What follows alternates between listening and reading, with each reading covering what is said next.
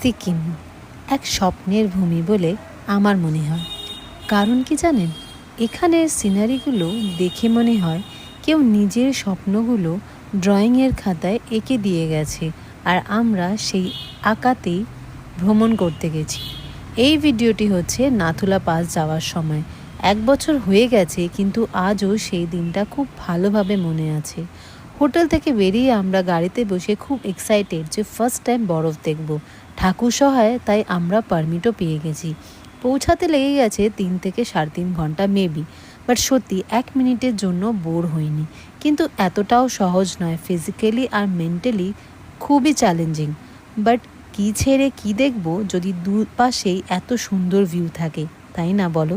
প্রচুর বরফ নিয়ে খেলেছি, কিন্তু সত্যি বলতে এতটা এনার্জি কিন্তু থাকে না উঠে যাওয়ার পরে ওখানে। ওপর থেকে ভিউটা তো দুর্দান্ত, কিন্তু আমরা যেতেই ওখানে বরফ পড়া স্টার্ট হয়ে গেছে, আর ওখান থেকেই সবাইকে নামিয়ে দেওয়া হয়েছে।